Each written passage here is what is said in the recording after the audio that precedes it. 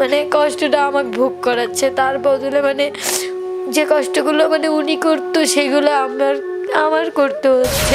ভিতরে যে হইল ক্ষত একবারও তুই দেখলি না তো। শোয়ার সময়টা আসে আমার বুকটা ছিঁড়ে যায়, মানে কেউ ওর পাশে নাই, মানে কেউ ওর পাশে থাকে না, মানে কথা তখন তো কেউ কথা বলে না, ঘুমও আসে না, চোখ দিয়ে পানি পড়ে, মানে তখন মনে হয় চোখের পানি আমার সঙ্গী।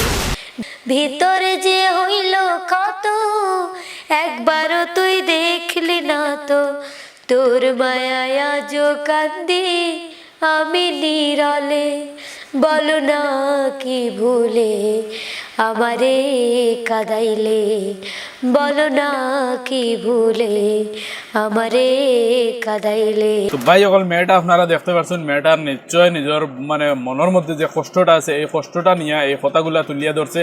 আর গানটা গাইছে ভাই খুব বেশি সুন্দর হয়েছে, মানে মনের ব্যথা নিয়ে এই যে গানটা তুলিয়া ধরছে। গানের কণ্ঠটাও কিন্তু অসাধারণ লাগছে আমার কাছে। আর মেয়েটার যে কথাগুলা কইছে ভাই খুব আবেগিক হইয়া মানে এই কথাগুলা কইছে।